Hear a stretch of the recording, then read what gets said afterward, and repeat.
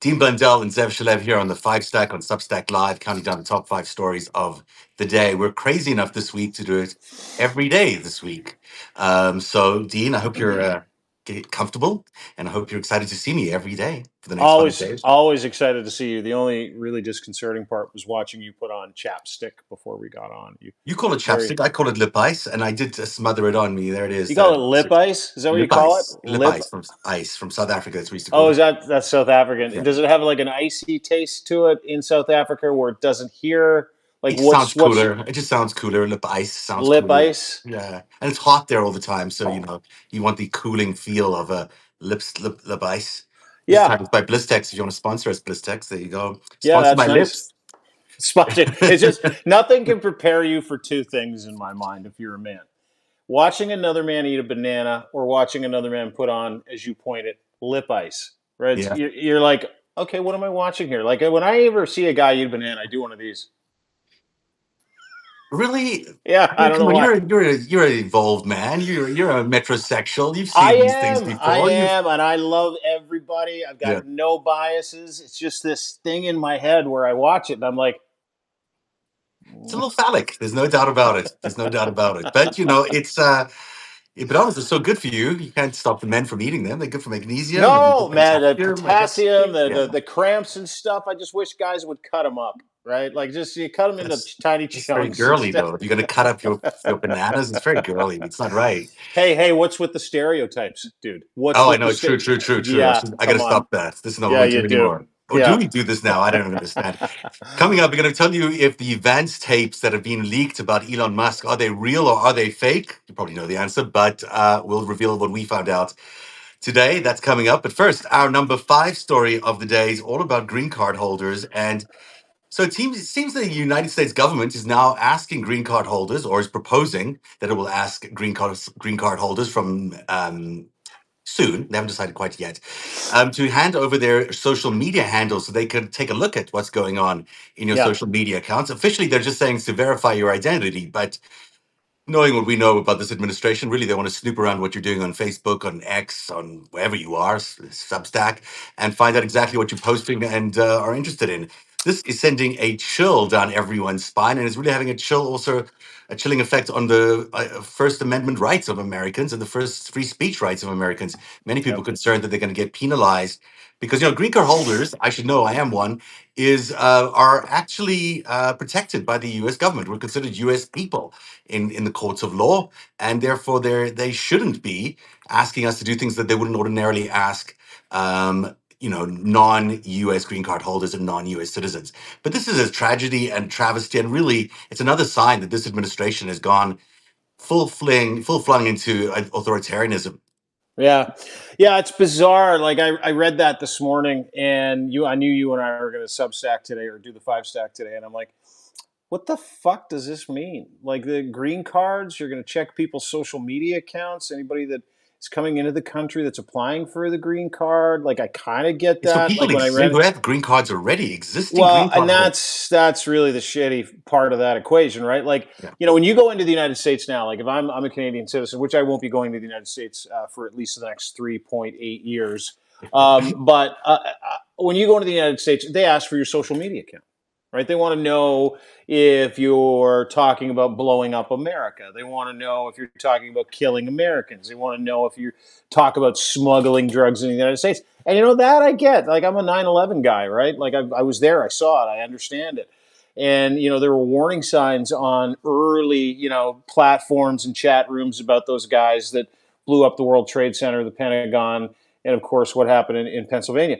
So I understood that, and I'm not a George W. Bush guy, but or George Bush guy, but I knew that. And so, when I read this article, I thought to myself, because I was just under the impression when I saw it, because you only get the actual, the layout of a tweet, and you can kind of see, oh, Trump's going to start, investigating people's social media accounts with green cards. And I'm like, oh, that's got to be because he'd never go to a million plus people with green cards, maybe more. I don't know what the number is, and go, okay, now we're going to have a look at your green cards. And if you said anything shitty about me, I'm sending you out of the country. But that's exactly what he's doing. Like, Yeah. that's the part that I had a hard time reconciling, Zev. And you've got a green card. I don't know the process. I'm a trusted traveler, so I can kind of go around the world and I have to show one card. I take my passport. But that was an involved process. But it would almost be like if you've got a Nexus card or a trusted traveler status, someone coming up to you going, listen, we need to have a look through your phone before you go, just in case you said anything really bad about the leader of the country that you're going to, Mm. because he's going to throw you in fucking jail or deny you entry to the country. That's what's going on here. So you've got gainfully employed, millions of gainfully employed people on green cards, H-1B visas, which also have green cards. Elon Musk operated on a green card for a long period of time. And what Donald Trump, if I'm reading this right, I could be wrong. I mean, you tell me. He's going to go back and retrofit people to see if they're actually capable of having a green card, even if they had one for years and years and years, Yeah. depending on what they're saying about him. Is that Yeah. not correct? Yeah, this is exactly right. The policy applies to any legally residing people in the United States who have green cards. It means you could be living there for years, you could be having gainful employment, you could be a good, upstanding citizen, and Yeah. exercising your free speech rights and supporting whichever political party you want. But maybe you're not a fan of Donald Trump and you've said something in your social media accounts in the past or something like that. Well, you might be in trouble. And what that means is they might revoke your green card, may send you back home, wherever that may be. You may land up being a person with no country because you may not even have citizenship in your previous country if you're on asylum or for other reasons. So there is a really important thing here that he's doing, but mostly I think this is an attempt to sort of quieten people down on social media. They want people to realize that they're investigating people's social media accounts. We had that Shadow Dragon report earlier on with Olga last week and from the 404 Media, where they have this outfit called Shadow Dragon that is busy trolling your social media accounts right now and analyzing them with AI, figuring out what your political leanings are, whether you've said anything that are opposed to the Trump administration, whether you're loyal, whether you're disloyal.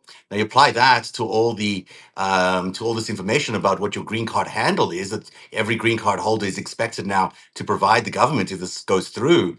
Well, you can see how they're going to use it. They're going to take all that analysis created by the AI, figure out exactly who you are, and then find a reason to either let you stay in the United States or revoke your green card. Yeah, that's bizarre to me. I watched an interview with Jim Acosta on Substack today. He was interviewing a gentleman named Alex. He's a reporter, works at Axios, and he was talking about how the Broligarchs were jockeying for vice presidential position, meaning Elon Musk and Peter Thiel were all about J.D. Vance. Jeff Bezos' name came up. He was all about Doug Gobram or whatever the guy's name is, that sycophant that hated Trump and now loves Trump. Yeah. And you're starting to see why Trump partnered with the Broligarchy. You're starting to see why. Is because they had all the keys to all the AI. They knew what they wanted. He knew what he wanted. He wanted complete control of information warfare. But more importantly, he wanted people to stop talking about him honestly, right? He Right. wanted people to stop voicing of shitty opinions about how shitty of an individual is and how he's he's an insurrectionist and he's a traitor to the country and all those things. He's weak. He shits in his diaper. He wears way too much foundation. He looks like a fucking clown. Like that is actually, and I did a little research. The French researcher that got denied entry to the country, who's going to Yeah. Yeah. a thing in Houston last week because ICE found some stuff or border security found some anti-Trump sentiment on his phone that he was talking to someone else about on a secure application in France. Oh wow. So like So on a that signal or something like that. yeah. It was. I believe it was Signal, and we'll get to Signal later on because they're going to experience a boon. But you can see why it was so important for Donald Trump to have access to what Elon Musk, Jeff Bezos, Peter Thiel had, their intellectual property, because he needed them. He didn't just need their money. He needed what they do so he could easily control a population with an algorithm where nobody had to put any work into it. He could easily control, which I believe is true, his reputation, or at least dial back what we know about him, which he's a rapist, he's an insurrectionist, he's a traitor, he's a criminal, he's a 34-time convicted felon, and he's human garbage. And so, this is a chilling effect thing. Like And part of me wonders if, in this the app that actually works, the Dragon app that you were talking about earlier, part of me wonders if this is real, or part of me wonders if this is just rhetoric to get people to be very fucking afraid to say anything negative about the guy. Well, there definitely is real. The Shadow Dragon is already looking for Palestinian protesters using that Shadow Dragon application. But I think, this is both. I think this is both the chilling effect designed to make people nervous about what they post online, but also to make green card holders. And don't forget, many of those green card holders are likely from places that he is now not in favor of. He's not necessarily, this is not just affecting our enemies, it's Yeah. affecting our current allies. So the Canada, Great Britain, Germany, France, all these other countries that you'd never ever think that their green cards would be revoked. Well, now he's got a reason to revoke those green cards. So he could be pulling people out who might be currently working in any number of positions in the United States, in finance, in media. Just think about how many journalists there are, in Canadian journalists or other journalists working in the United States. The application here is quite wide. Lawyers and other sort of professional positions that just touch on politics, all those people who've got green cards, well, they're going to be reluctant to share their handles, I'm sure. But if they are, if they do hand them over, it could be really affecting the First Amendment in terms of the press, but also just in what people have said online, and who hasn't occasionally wanted to put a critical quote on Trump or something like that. In this case, it could really harm your livelihood. It could really harm where you live. And just think about our own world here, where we're on the air live every day. We're doing these Substacks. If people are supporting us, if people are subscribing to us, does that going to hurt them down the line? Is that an issue? Does that, help? Is another way to suppress media outlets and independent media for people to say negative things around this administration or report negative things about this administration? It's a real problematic policy. Now, it isn't yet in effect. It's open for public feedback until May the 5th. It's a good time to call your representatives and and senators and say that you're not in favor of this thing, that there's no reason for green card holders to be treated in this way. It's never been the case. They're U.S. citizens, they're U.S. Persons, and therefore should be protected like any other U.S. citizen. It's like digital Stasi, isn't it? Yeah. Like that's really what we're talking about. Is there's an entire reality that lives online in the digital space, and if you've seen Turning Point, the bomb in the Cold War on Netflix, and the effort that Stalin, Brezhnev, Khrushchev, to a lesser extent, Putin, have put into being able to quiet dissent, from really innocuous positions of, I don't like that person, he's going to lead us to war, he's a piece of shit. It's not like they're leaking war secrets. It's not like people are saying anything negative about him. The French guy that got sent out of the country after he arrived and they found anti-Trump sentiment on his phone was effectively told, you can't come into the country because you said some nasty shit about our president. And you've got people at border security who will listen to that and who won't listen to that. That French guy just ran into a dude who will listen to that, really a real Stasi guy, right? Like anybody who's a Trump guy that works for law enforcement is really part of, American KGB or FSB at Yeah, this yeah. point. And so what we're looking at now is the digitalization and the automation of really crazy Secret Service insider spy. It's digital spies, and then they give those digital spies give the names up, the content up of the people, and again, it's not like anybody's coming to kill the guy. It's people who just don't like the man, who are gainfully employed in the United States, supporting the economy, paying taxes with a green card. He doesn't even care about that. He cares, how are you making me feel and look? And that is the hallmark of a dictatorship. It's not like we've seen all the dictatorship stuff to this point, but when you're talking about someone going to jail or having their right to earn a living taken away because they voiced an opinion Yeah. that dear leader didn't like, and they were caught up by the digital Stasi, man, this is a whole other world when you're automating that kind of response. As you really are pointing out there, the fact that this is AI driven, the fact that these, AI can run through thousands and thousands of posts in just a matter of seconds and figure out exactly what your political leanings are. Yeah. That's why this is so different. I mean, if you're just relying on the border guards, well, maybe that's easy to navigate around. But what we're talking about here is a very sophisticated AI that's autonomously roaming through the internet, looking at all your social media accounts, figuring out exactly where you stand on all these key issues, Mm-hmm. and potentially stopping you from earning a livelihood livelihood, stopping you from living in a country, stopping you from receiving and exercising the rights as you would, as any American would, and then ultimately also being, banished from that country to God knows where. It's really a horrific set of circumstances, and something we really have to watch, Well, think like, especially let me as, ask you a question. Let me ask you a question. yeah, You worked in the States for a while. You had a green card, right? You understood that. yeah. Weigh that for me as someone who had strong opinions socially. Weigh how you would feel today if you read this today with a green card doing the job you were doing as the producer for CBS years and years ago. Weigh how it would make you feel according to trying to backtrack in your head about anything you may have said publicly or privately or any app or chat room. Like, how would that affect you today if you read that as a green card holder who didn't like that dick? It's not even that. I mean, just in terms of just chilling, what you would do. Like if I was selecting stories or angles for the next day on the CBS morning show, which I was producing for 2 years. Obviously, in the back of my mind, if I knew that the government could pull my green card and send me out of the country, then you would think very carefully about what stories you selected the next day. Mm-hmm. So it is a very, very chilling effect, and it's not only a completely unconstitutional. It's just tells you how small-minded this administration is and how corrupt they are. They know they're getting away with so much corruption. They're doing so much criming. They can't even be bothered to hide the fact that they're hiding, that they are instituting rules and regulations to stop people from revealing those. But that's basically what this is. This is yet another attempt to hide their corruption and hide their criminality. And Mm-hmm. people shouldn't stand for it because, at the end of the day, it's only the free press really that keeps America in check right now. Every other part of the social construct, the political construct has been overtaken by the GOP, by Russia, you know.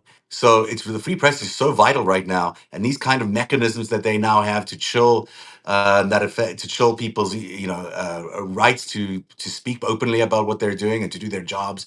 Well, that's very sad. But Well, even and just it gets you to think twice, right? Like you introduce doubt into somebody and fear, right? To someone who doesn't normally doubt or normally fear, who's a high performer, it ruins their life.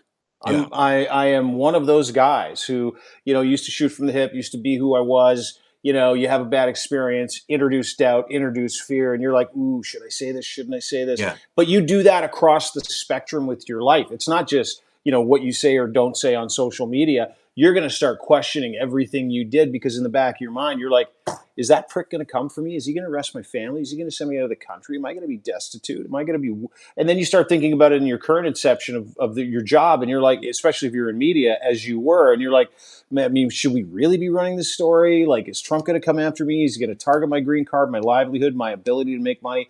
Which is kind of the genius stroke of something like this. It's not only is he going to do it, and people know he's going to do it, but you got millions of people. He knows millions of people with green cards in that country hate his guts, and so he's going to make them think, make them doubt, make them fearful, make them leave, and he's also going to put the fear of God in them and their families. And for a president or anybody like that to get off on that kind of stuff, and he gets off on this kind of stuff, he does because he's such an egomaniacal piece of shit. It speaks to the value of his culture, but it also speaks to where that culture in the United States is going. If I had a green card today, and if I didn't like that guy, and if I know I didn't like him, and if I know I didn't say anything, I'd be fucking petrified today reading that. I mean, look, Petrified. he's also threatening war. With Europe, he's threatening war with Canada. He's threatening war along the southern border. I mean, these are all indications that a lot of people who might be in the country with green cards, he might want out of the country just because he views them as the enemy now. Mm. So it's a real issue. But we should move on to story number 4, which is I don't know if you've been seeing the scenes out of Turkey. The Whew. uprising after the mayor of Istanbul was arrested and for apparent corruption, although none of us can really understand exactly if he has been doing any of the things he's alleged to have been done. But there are thousands of people protesting across Turkey right now in what is a really important NATO country, which has been sort of half of it's been in authoritarian world, half of it is still tied to democracy. Erdogan is not pleased because the Istanbul mayor was going to be the official opposition for his election coming up soon, and this is apparently why he's done it. So just weeks ahead of this man's officially becoming the candidate for the opposition, he's now been thrown into jail. It's not thrown into jail, sorry, arrested and accused of all these crimes. His name is Ekrem Imamoglu, and you're going to want to hear a lot about him. Turkey is a mess right now. The protests are everywhere, and it's another indication that when these authoritarian governments come into hold of a democracy like they did in Turkey, it's very hard to get rid of them. And when you have legitimate political opposition like Mayor Imamoglu is, imagine what happens if our next candidate for the Democratic Party is suddenly accused of crimes just weeks before they become the official candidate. It's not something that's hard to imagine because it's happening right now in Turkey. Yeah, and the really funny part is that Donald Trump is sort of patient zero for any criminal that knows he's a criminal. The rest of the world knows he's a criminal, and you get those seeds of doubt in your mind because that person so vehemently defends himself against it. So you never really know who's guilty and who isn't. But in terms of Turkey, how that plays out is fascinating to me. And Turkey's this anomaly in the world. It's not quite well. It's not it's a dictatorship in terms of different aspects of services in that country, whether it be the media. Medical tourism is a big deal in Turkey. There's really no freedom to be able to speak out against the government, but you still have freedom to speak out against the government. It's how you do it. It's sort of America, like if Donald Trump was the president for 10 years and he had to stop at a certain point. That's what Turkey is. Turkey is this, like I said, a collecting pot. It's an old Ottoman Empire city. I mean, Yeah. we Istanbul, Constantinople. We know what Constantinople meant to that region. And the history in that region is goes back thousands of years. But it's an amazing thing when you see someone get arrested who holds liberal values. That was his crime, right? He's got liberal values. He loves democracy. Yeah. He wants to be able to. And I read a little bit about him today. He wants to be able to give people a voice, media a voice. He wants more freedom of the press, that kind of stuff. And if you know anything about Erdogan, he's like actually an older, shittier version of Donald Trump, but he's actually a deal maker who understands how to stroke the taint of dictators in the area, how to do the same thing to democratic countries. Like you would think Turkey, knowing what you know about how garbage Erdogan is, you would think that in no way, shape, or form would he be siding with Ukraine and Zelensky, but he is. But the reason why he's doing it is because he understands if Ukraine has an embarrassment of rare earth mineral riches, and he's going to take that tact against Russia because Russia's not going to attack Turkey anytime soon. Turkey is no shrinking violet when it comes to military No, they're prowess, right? rebuilding the Ottoman Empire right now. They've Oh yeah, taken over Syria. They've taken over Libya, not directly but indirectly. yeah. That Ottoman Empire is growing back, and Erdogan is the emperor, so he's not keen to see any opposition, and that's why these are actual crimes of corruption they've placed against this mayor. They include leading a criminal organization, accepting bribes, extortion, unlawfully recording personal data, and they should talk to Donald Trump, and interfering with public tenders in terms of bid rigging. But who knows whether these are trumped up charges? They likely are. It doesn't look like this guy was really involved, but there are 25 witnesses that say he is, and that's what they're going to try to do. They're going to try to discredit him so he can't run against Erdogan, so he can remain the emperor. The emperor of the new Ottoman Empire, which is it seems to be the game we're playing around the world right now, as everyone's rebuilding their empire. Well, and that's the importance of media. And let me just get and Yeah. any good dictator knows that, right? Any good authoritarian knows that if you control the information superhighway, you control the media, you can drive really any result. You can make anybody guilty. If again you watch Turning Point, the Rosenbergs sold a bunch of nuclear secrets. Roy Cohn, who is the lawyer for the people for the government of the United States that put away the Rosenbergs. Mr. Rosenberg was guilty. Mrs. Rosenberg did nothing. But they literally created this narrative out of nowhere around her so they could put her to death too. Right. So, like we don't, this is what I get so frustrated about when it comes to democratic values, democratic parties, democratic groups, lobby groups, is if you truly believe that shit, you would do what the people on the right and what really, really successful dictators do. They control the information other people get, right? So you would want to control all that information so everybody could get the information anytime they wanted, so you could drive an actual result that made sense, that was fair, that was democratic, that was engineered for human beings, wasn't engineered for a few human beings, right? And that's the part that kills me to this day, is that, you talk about this one story, just as a quick aside, whether it be right or wrong, in the millions, it's not thousands, it's millions of people in the streets of Istanbul that are protesting against Erdogan for this gentleman, who seem to understand that this gentleman who got arrested is just a really good guy who's done a great job being the mayor of Istanbul, who wants to move to that next level, and he wants to give Turkey back to the people, not to religion, not to ideology, but to the people, if you've read anything about this gentleman.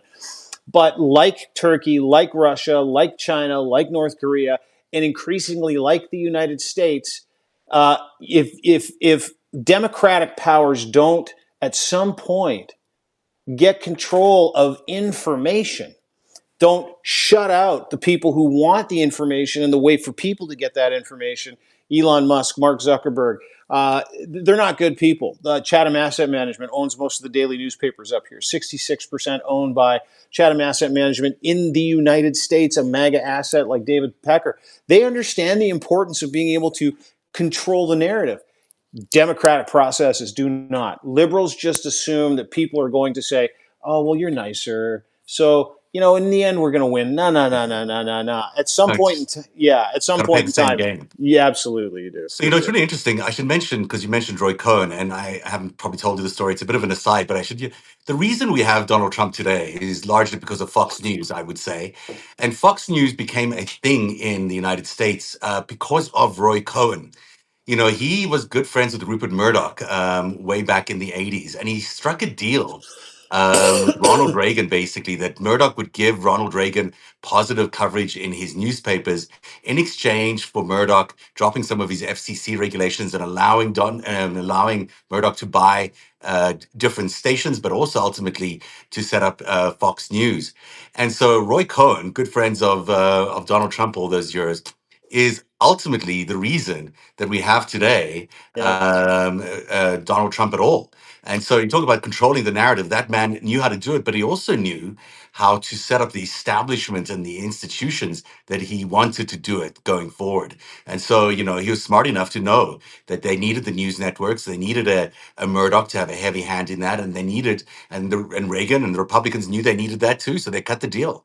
Yeah, yeah, and Roy Cohn, interestingly enough, was, you ever heard of McCarthyism? Senator Of course. McCarthy? Yeah, yeah, yeah. He was his McCarthy's protege, second in command, the guy that was driving the legal bus, the guy who was responsible for most of those hearings. And if you watch the last McCarthy hearing, Senate appearance, where gentleman across the aisle says, "Have you no decency, sir?" and McCarthy starts sweating, Roy Cohn leaves. He's such a fucking coward. He was before he died. And to that point, I mean, as much of a terrible human being as Roy Cohn is, as much of a terrible protege as Donald Trump is, they got it. They understood it. You control ratings, you control the information, you control that atmosphere, you can do anything you want. And the irony, of course, is that he died of AIDS and hid that all his life. Hid That his he was whole, gay, yeah. yeah, and he hid his gays because he was able to control the narrative that much. Some people speculate even that he and Donald Trump had an affair. Who knows? I don't know if that's true. I doubt it. But it's out there. I Um, have never heard that, but I love that rumor. I'm going to it's just a perpetrate it as rumor. much as Just I a rumor. can. It's not true. Don't fuck with my green card, please. So, number three is the Canadian federal elections. They're Yeah, off and running in the hottest election ever in Canada. Mark Carney is now the prime minister, of course, and he's also the leader of the Liberal Party, and he's running for his first elected office. It's still quite close. I mean, as I look at the latest polling, it's still 39% to the Liberal Party, 37 to the Conservative Party, and there's a 4% margin of error on that, so they could go either way. In the seat projections, it looks a little bit more comfortable for the Liberals, where they look like they're going to lead by 178 to 130. But who knows how that's going to go? You got a better eye on this. yeah. What do you think? Um, I wrote a piece today. If you go to my Substack, Dean Blundell Substack, Canada's 30-day election showdown. Character versus assholes, winner takes the free world. The reason why I wrote that is because Mike Myers and Mark Carney sat down in a hockey rink, Canadian flag in the background, really simple set. It wasn't performative. It wasn't one of those, mock up Pierre Polyev. Let's get a I mean, flag and 28 people around us they to were look wearing like it's hockey outfits. I don't know if that wasn't performative. I mean, it was performative, but Well, no, but it's just two guys. They're wearing hockey outfits, but there's just two guys like they're wearing jerseys, sitting yeah, down yeah, talking.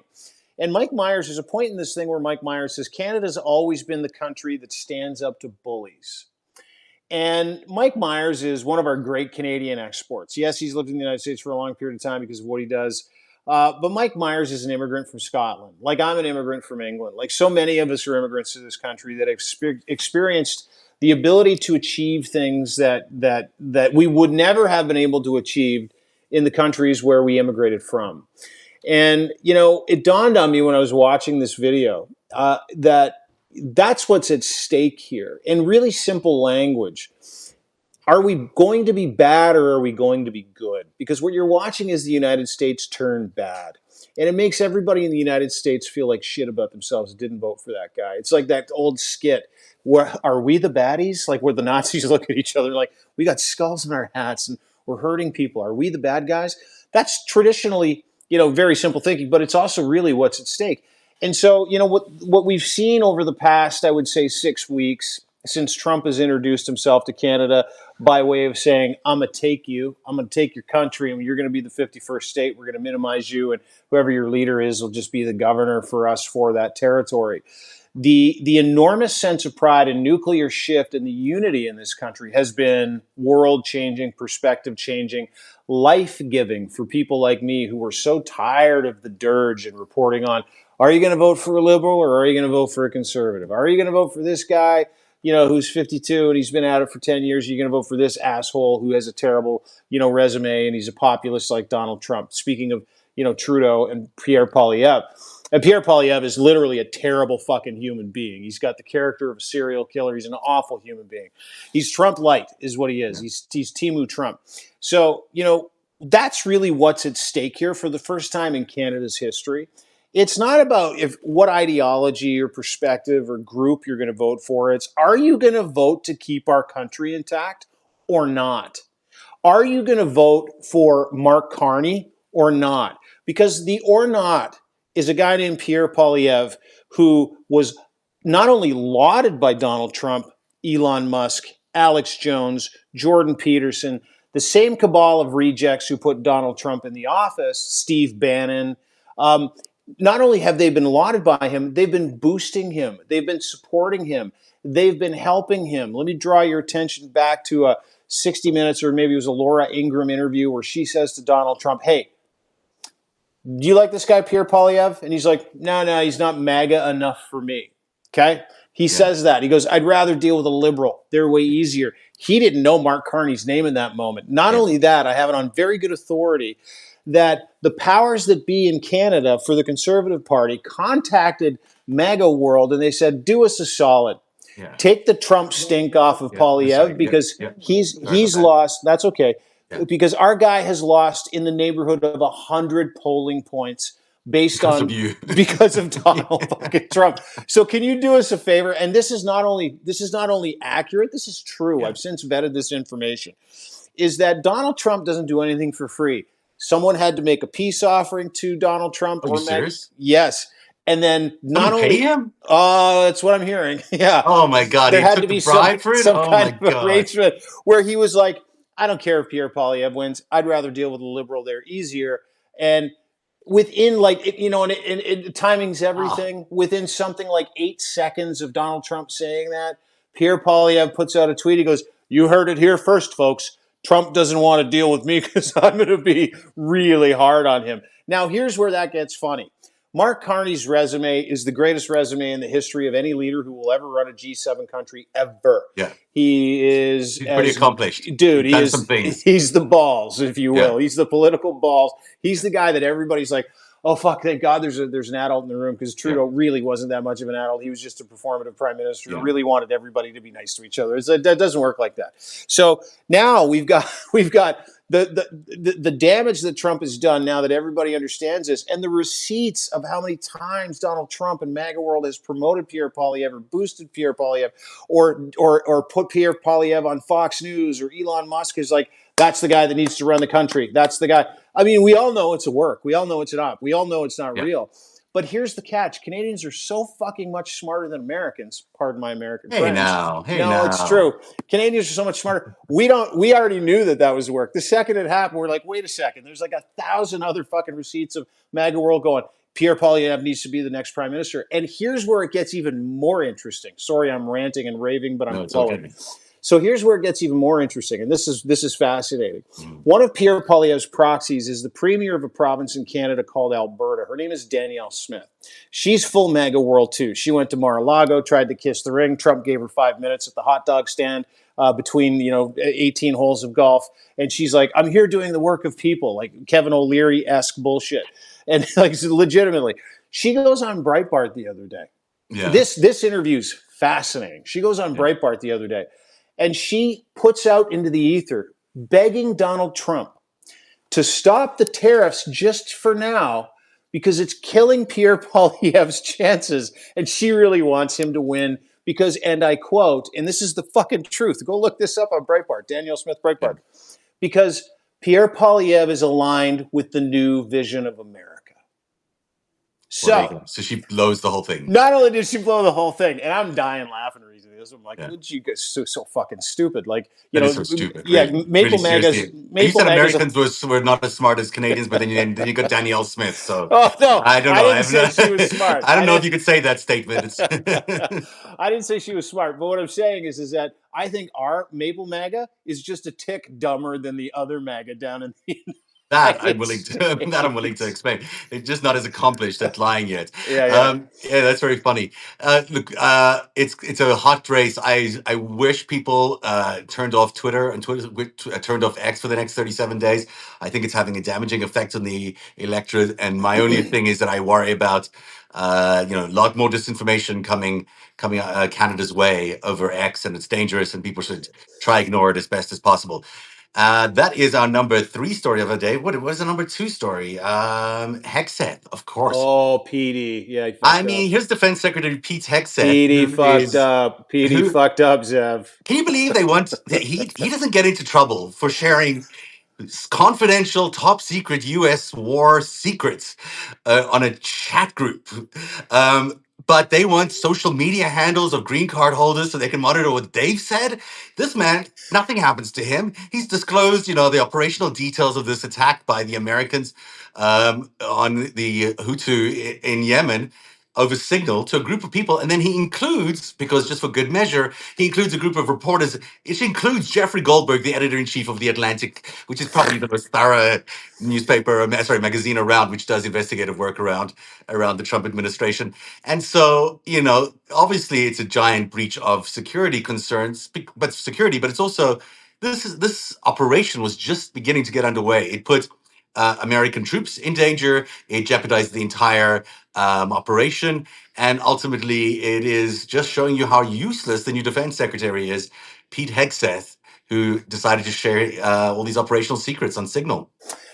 It's got to be one of the great stories to come out in the first 2 months of what a cacistocracy looks like. Where you one dictator who's stupid hires dumber people than him Yeah. around him to carry out the business of the nation. It's legitimately called a cacistocracy.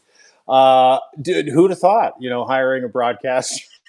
A weekend broadcaster at Fox, hiring a weekend broadcaster at Fox, not even a full timer. Who'd have thought that Part-time alcoholic, perfect for the job. Guy who's been, arrested a couple times Yeah. for public drunkenness and beating up women and, sexually assaulting other people. Who'd have thought, that would be a bad choice for Secretary of Defense. Listen, this is hilarious to me. Like, I've read a bunch of reports where unnamed senators and congressmen were like, "Are you serious? This is a breach." I'm like, give me a fucking break. Yes, of course they're serious.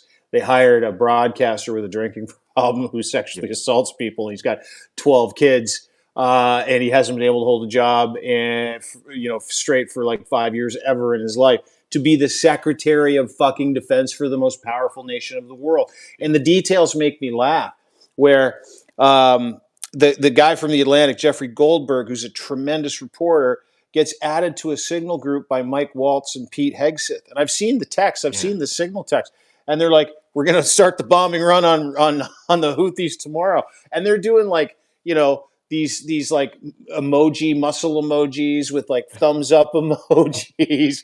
And then JD Vance, and this is great. JD Vance is like, I'm not sure President Trump understands what's going on. So they out President Trump in this stupid thing. Oh my God, he really said that on that chat group? He Yeah, probably yeah. didn't. I don't think he really gets what's happening here. But anyway, I'm with you guys. We just need to convince him somehow. He gave us the green light. And that was also concerning, where he's like, we got the green light for whatever we want to do from Trump. And you're like, wait a second. The same guys that are putting out war secrets on Signal and sending them to reporters at the Atlantic 2 hours before the war starts, 2 hours before the war starts, top secret military intelligence are like, by the way, Trump's letting us do whatever the fuck we want. We got a green light. So let's have some fun. But at the end of the day, God. which is a really terrible cliche thing to say to kind of put a bow on a conversation about how the Secretary of Defense included one of the most important unbiased reporters in a signal group chat, not even using this program the U.S. government uses called HiSide. I don't know if you've heard, it's called HiSide, where it's a secret app where you can have encrypted exchanges. They're Okay. like, fuck HiSide. Let's just go straight to Signal. It's like conducting a war in your DMs on Yeah, Twitter, yeah. I mean, where you're Signal like, is not as safe as people think it is. But also, this is the same guy. This is Hexeth. He's the same guy who's currently drawing up operational plans to invade Panama. And he's also responsible for building a demilitarized zone along the southern border with the Insurrection Act as cover, and is potentially going to be the one attacking Greenland and Canada. The same dude. we Maybe should he'll be be this. fine. You should be no problem. Everyone needs to get into his Signal account because I'm sure he'll share his accounts. His attacks. Imminent attacks on Canada when he's ready to do that. Well, It's a this is joke. why I'm not, dude. This is why I'm not that worried as a Canadian, because Yeah. even if they get out of America's Civil War, which I think is coming, Oh, the incompetence, the sheer incompetence of the people that run that country, and every mistake they make and every embarrassment they have is going to add up, and they're going to start feeling, I don't know if I don't know. Dude, they are too stupid. American government, the way is it set up, they are just too stupid to do anything this American ineffectual. government for sure. Oh You know, my do you see that? God. Kash Patel fired 1,000 ATF personnel today. 1,000 because he's the acting head of the ATF right now. I mean, these guys are supposed to be anti-crime, anti-terrorism, and strong on the border, but he fired 1,000 ATF Yeah. people today. It's nothing. This doesn't compute. The number one story on the five stack today is all about this video or audio, at least, of JD Vance. You've seen or heard this video. Yeah, it's It's audio awesome. already. It's him basically being very critical of Elon Musk. I don't have the exact stuff. Oh, here it is. I can tell you in a second. He said on the video, on the audio, that Musk makes the administration look bad and criticizes his actions as a special government employee, but he does it in this great, over the top, very good voice that sounds a lot like JD Vance.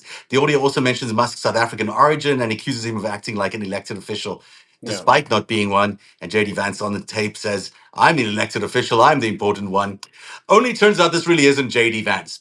Sorry Yeah. to ruin this for everybody, but it's not really JD Vance. It's a deep fake created by AI. Some of the authenticity tools out there gave it an authenticity score of 9 out of 100, but it sounds so good. You want it to be true because it sounds like something Vance would say if he had a spine, but as it turns out, not true. Yeah, and it really upset me that it wasn't true. Like there's different pieces of information. This is the problem that a lot of us have that deal in content in the social media age where you hear something like that, in the AI social media age where you hear something like that and you're like, oh, it's got to be true. Sounds exactly like him, where he's like, here's the problem with Elon Musk. He's South African. Yeah. Great men of this country line these halls, and he doesn't. He's not even elected. I'm elected. I'm important. That's Yeah. when I was like, yeah, this can't be true. Then Yeah. you do a little research and you come to realize that it's probably AI and it's not accurate. But you know, the sword cuts both ways, right? Like the Well, the funny thing damage is, the damage that was done, yeah, from what I understand, on the inside between Elon and JD, who didn't at the time know that it was AI. And apparently, JD Vance was like racking his brain trying to think of where that recording might have happened. Yeah. From what I understand, because Elon sent him a note, or his people sent him a note going, "You talking shit about me, bro?" And JD's like, "I don't think so." Like, you're like, Well, I mean, the right? stupidity of it all, because like JD Vance was put in there by Elon Musk. You know, he and Peter Thiel basically hand selected JD Vance to be their operational guy inside the White House, and he basically is. Donald Trump doesn't care so much about what's happening operationally. JD Vance is giving everyone the green light, and they've got direct ties. He's got direct ties to Thiel. He's got direct ties to Elon Musk. Has had for a long time. They selected him, and that's why he became the vice president nominee for the GOP. So it's unlikely he is shitting on his boss, because really, in this case, I think Elon Musk pulls all of JD Vance's strings. Yeah. However, it is true that Elon Musk is kind of destroying the reputation of this administration. That up until now he's been a real disappointment to everybody, and probably shouldn't be there. I mean, it tells you the kind of power this man must have over these guys, because under any other circumstances, Donald Trump, famous for firing people, would have Yeah. fired this guy a long time ago. Oh, I totally agree. I think that, just based on the fact that he gets most of the airtime and Donald Trump is number two when it comes to who's paying attention to who, he would have been Yeah. gone like in the first week had Donald Trump not transactionally been able to get his money to help him get across the line. But dude, again, we're talking about, and this is, for a lack of a better way to say it, we're trying to breathe seriousness into a group of people who are wholly unserious. Mhm. They're just in it for themselves, in it to outrun crime, in it to outrun insider trading, in it to outrun all kinds of stuff. And to the point of JD Vance, where Elon Musk and Peter Thiel advocated for him to become the next vice president, they didn't do it because he's got a mind of his fucking own. He's a guy that wrote a book about humping couches in his mom's Vicodin habit, for That's fuck's not what sakes. he did. So, Okay. so you know what I mean? Like, It's a they good didn't. book. Well, yeah, I'm just sure it's a good Yeah. book. I haven't read it. I think Yeah. there's a movie about it. I might watch the movie, but Oh, there's no way I'm going to sit down and read Hillbilly Elegy to give him the time of day where he talks about hardworking Americans in the coal belt, where he's including things about, yeah, me and my friends, we used to get lonely and just fuck couch cushions. Like, I don't know anybody that didn't do it. Like, so like, again, I go back to this whole thing, and I hate to do it, but these are wholly unserious individuals that are in charge of, and it should scare the shit out of people, but it should also make people feel a little comfort. Like, well, how much damage can these well, how much guys? damage? Today, they can, as part of canceling USAID, they canceled $500 million that was being used at US food banks. So It'll now get Americans, reinstated. yeah, It'll get yeah, reinstated. Like USA maybe, got yeah, right. reinstated. Like the Department of Education is going to get torn down and built back up because the judge is going to come in and go, "You can't do that." Like, we fret a lot, Yeah, and I'm here not only to insert some realism, but also calm people down a little bit. You've got the dumbest fucking people in the world and the biggest bullies in the world. They are going to run out of runway. Like, yeah. you're watching it happen, and I know a lot of people are scared. But all the subjects we've talked about today, minus the seriousness of the importance of the Canadian election, um, we talk about them in these ways where we assume that people robed with such power are able to do this, and they are. They're able to cut programs, destroy institutions, all that other stuff for a bit, for a little while, until the circus comes to town. And this circus that we're watching right now is the circus of stupidity, the circus of kakistocracy.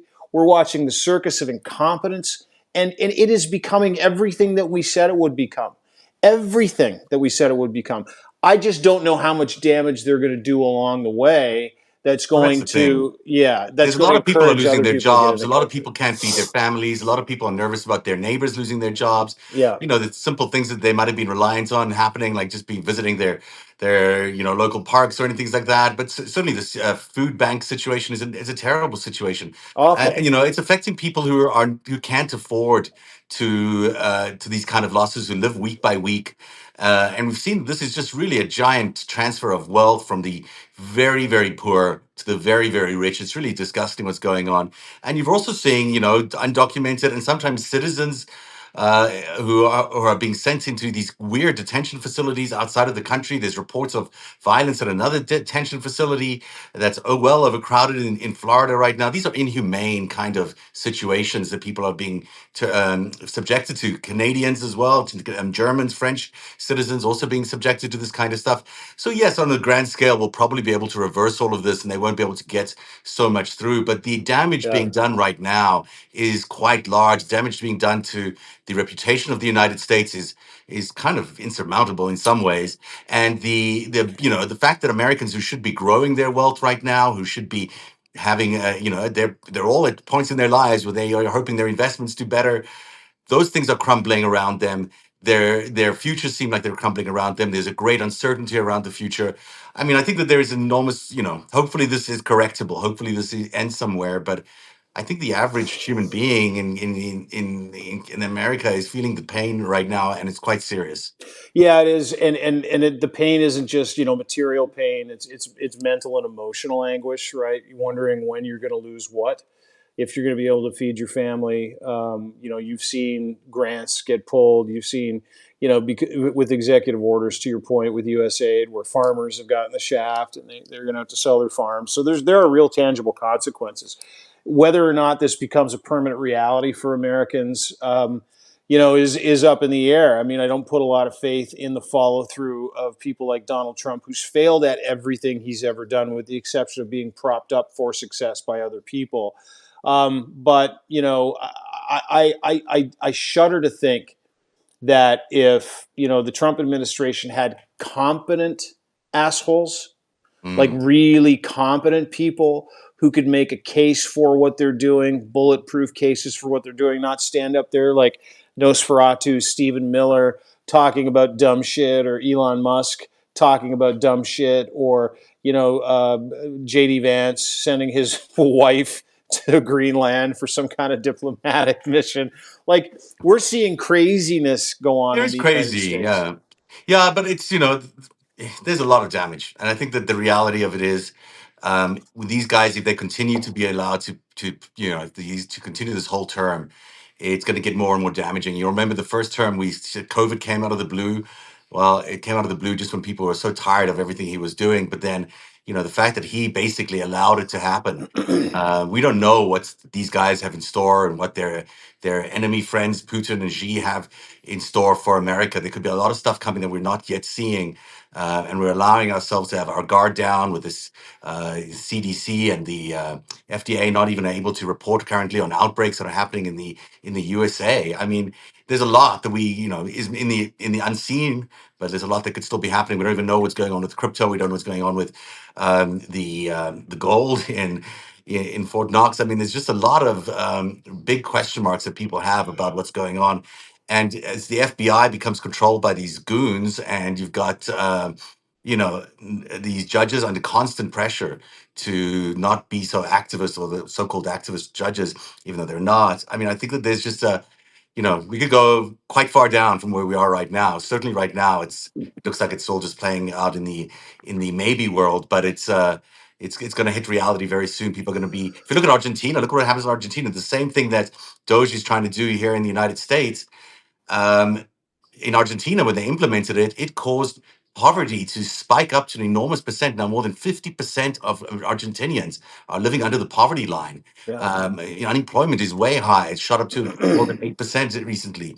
But imagine that, half the population under the poverty line. That's could be where we're heading if Doge continues these cuts, and if these cuts are allowed to go through. So yeah, I mean, I will say you're right. You're right in everything you're saying, that these guys could be better at being cruel and vicious, and more organized at being cruel and vicious, and it might hurt people even more. But the reality of it is, even their stumbling attempts is already hurting people. Oh yeah, totally. I mean, but if you're going to and I agree with you. I think it's a hybrid of incompetency and the damage that incompetency can do along the way. You all know the dumbest person in the world is usually the person that causes the most damage and the most injuries. And you go on a field trip with someone, it's the idiot on the field trip that probably breaks someone's arm by mistake because he's just an idiot and he's not paying attention. He's there for the wrong reasons, doing the wrong things.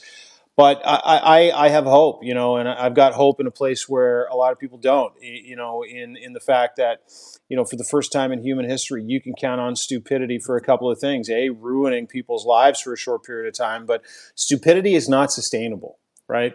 Being an asshole is not sustainable. And where that's playing out, and I hate to bring it back to Canada and the five stack, but I want to encourage everybody today. I think it's really important to do this at the same time that we're ringing alarm bells to get people to see the inside of the bright side, which is, in Canada we have two parties, much like in the United States. They've got Republicans and Democrats. We've got liberals and conservatives. And Well, we for the have more. last, what's that? We have five parties or more actually, but Not but really. there's two that are in Nobody stands a contention. chance, Yeah, dude. Like, yeah, you got the NDP, the Green Party, the yeah. PPC, but the PPC is run by like a psycho who's like Donald Trump light, but he's also completely fucking stupid. His name's Maxime Bernier. I've interviewed him. Dumbest guy I've ever met in my life. Just the meanest prick who tries to come off like he's not mean prick. Then you got Elizabeth May, who's the head of Green Party. If she's not into a bottle of Pinot by now, I'd be shocked. And then you got the NDP, which is the Communist Party of Canada, effectively going, we should just pay for everybody's shit. Run by a guy named Jagmeet Singh, who runs around in Range Rovers and Versace bags. Like, it's wild. But you really have two main business institutions in Canada vying for the taxpayer bank card, so to speak. And it's been like that for hundreds of years. Liberals, conservatives. So 6 weeks, 8 weeks ago, the Conservative Party of Canada, because we had two very unserious leaders in charge of those parties, in my opinion. Justin Trudeau, who did an affable job in the past couple of years trying to lead this country. I think he did a piss poor job the first several years. Who was very performative. He's a drama teacher. And then you had a career politician named Pierre Poilievre, who's a populist, a moron, a dick, a liar. He's Trump light. I've been singing his praise. He won't get his security clearance. And Canada was sad about the whole thing. Like, really sad, to the point where we're like, let's just vote for Pierre Poilievre and give him a chance. He had a 33% lead in the polls 6 to 8 weeks ago. You put him next to someone serious, okay? Put him next to a guy like Mark Carney, governor of the Bank of Canada, governor of the Bank of England, economic genius, went to Harvard, Oxford, like zero scandals, man of character. You put him right next to Pierre Poilievre. Within 8 weeks, Pierre Poilievre lost that insurmountable lead, and he is going to lose this election and be the biggest embarrassment in Canadian political history because of it. Because you gave him a person of character, right? Someone of character, someone who can do the job and will do the job, who's willing to leave a few $1,000,000 a year behind with Brookfield to go and fix a country and save a country that he was from, that he grew up in. America is not that far away. And the guy that scares the shit out of Donald Trump the most is a guy named Gavin Newsom, who's the governor of California, who's a serious dealer, who's wholly qualified to lead the United States of America. And he's got his own podcast. He's talking to Bannon and Charlie Kirk now. It's weird. But he's doing all the right things. And you put a serious person next to Donald Trump, and Donald Trump, like Pierre Poilievre, is terrified of Mark Carney for obvious reasons. He's going to lose his dick to him. Donald Trump next to a guy like Gavin Newsom is a fraud. It's just so painfully clear to see that he's a fraud.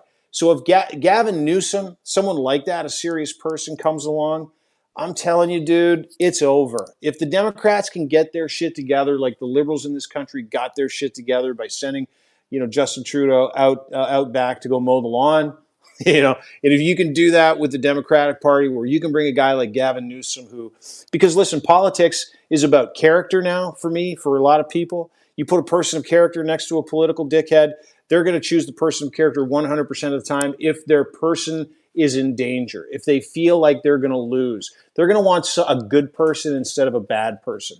And that's really, really simple for a lot of people in the United States and Canada to understand. So I would encourage everybody in the United States to know that everybody gets it. We all know that Donald Trump and the people he surrounds himself are sycophants, demagogues, people of terrible character. But that's what we had here for a long period of time in the opposition as well. And then we had a largely ineffective government that just spend to try and look woke. We don't have that anymore. We've got a guy in Mark Carney who is going to not talk about the things that don't really matter. He's going to talk about the things that do. And he wants people to understand that he's here and it's okay. And you can all love this country. And he's going to be a prime minister for everybody. But more importantly, he's wholly qualified and he's a man of character. And I truly do believe, and say what you want about Gavin Newsom's character because he dated Kimberly Guilfoyle for a little, short period of time. But whatever. Everybody has a couple of those, mistakes in their sexual closet. We all have them. But Kimberly Guilfoyle is one hell of a mistake. yeah, you know, but it's I would encourage everybody in the United States, and I think if I'm going to have a takeaway from the five stack today, and this is my takeaway, is that we're talking about what a country looks like when you give your agency to a man of very fucking poor character. And in Canada, you're seeing the resurgence of why character matters in this country. And I would highly encourage everybody to take a step away from the right, the left, the blue, the red, the Republicans, the Democrats, the conservatives, the liberals, and talk about the people, the character and the values of the I'm people. just going to counter some of what you said because Joe Biden was a man of great character. Mm-hmm. Kamala Harris was a great woman of great character. You had great candidates there who stood up to this guy Donald Trump, but couldn't quite make it. I still worry that Carney is not a shoo-in. We're still got a month of electioneering ahead of us. Polyev could easily find enough wind in his disinformation and his other efforts to still win this race. It's not a done deal, and it's a mistake for liberals in Canada to be so comfortable that he's going to win. I think that people should be pointing out that this is a very tough race, and that currently they're still neck and neck. And there's a lot that Elon Musk, with the power of X and the amount of money that the conservatives have behind them, and this machine that they have that brought Donald Trump to power in the United States, they can bring Polyev to power in Canada, and they could do it within 37 days. So it's not a done deal. And I think it's a real challenge that everyone suddenly assumes that Carney's going to win. One bad debate or one something, we're one thing away from Polyev still winning the Canadian premiership, and that is a disaster for the world, a disaster for democracy. So people nearly need to focus on getting Carney elected, on making sure that every a member of parliament is elected in every riding. It is not a done deal by any stretch, and there's certainly more conservative MPs running than there are, or candidates running for MP positions than there are liberals. So they have an advantage there. They have a electorate that has been kind of upset with the liberals for a long period of time. This is just the start of the election. Getting too confident, getting too comfortable is super dangerous for liberals and Canadians in general because it could suppress the turnout. It could make everyone think a fait accompli is happening when it's not. And then we could be in there at the last few days with Elon Musk pouring a ton of disinformation into the electoral system and Polyev winning because there's still a lot of people who prefer the conservative plank and a lot of people in the conservative world who would like to be part of America.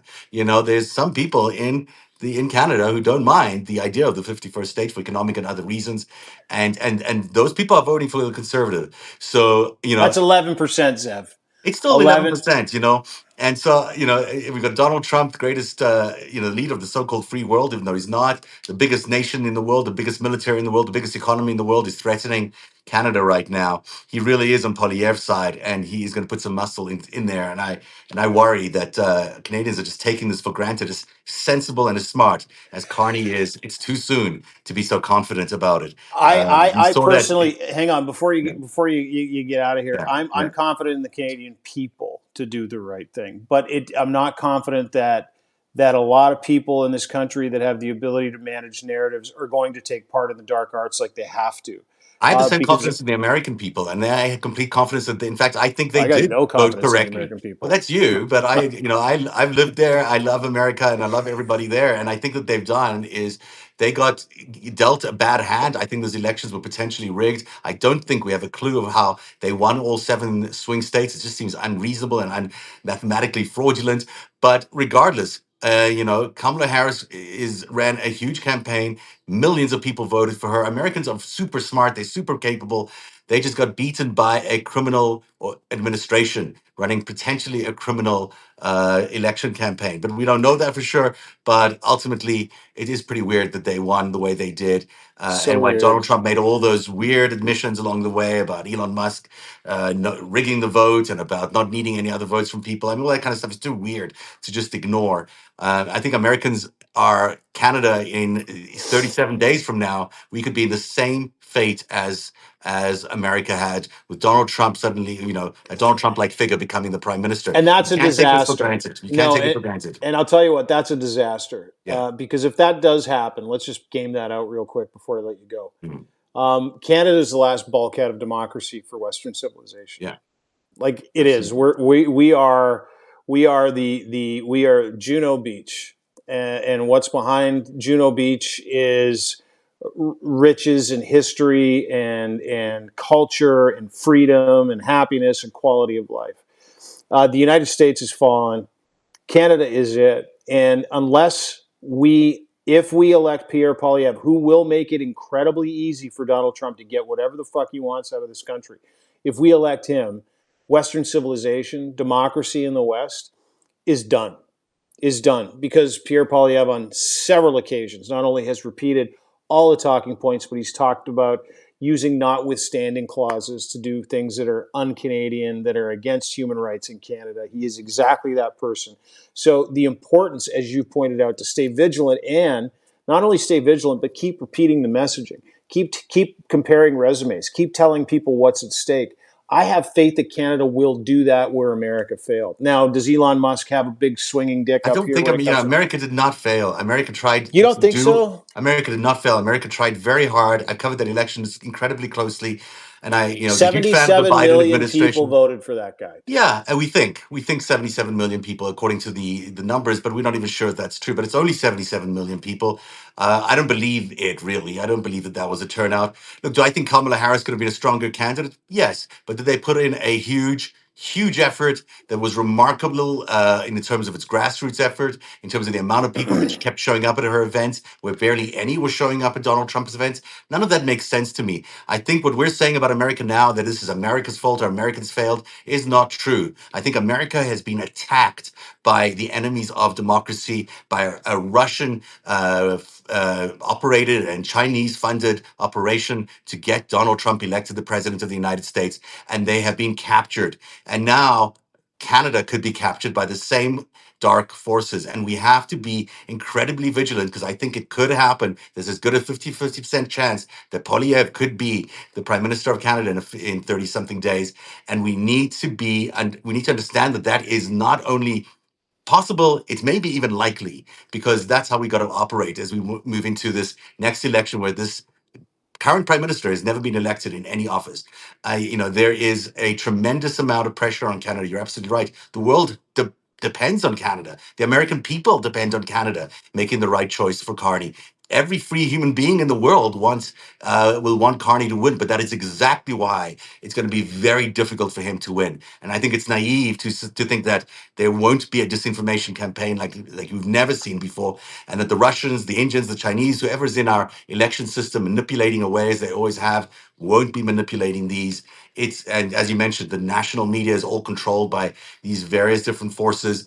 It is so important that Canadians understand how critical this election is for the entire planet. And if you're not out there working your ass off for your local MP right now, or your Liberal candidate right now, or whatever party, but probably it's a Liberal party because they're the most likely to win the pro-democracy vote here.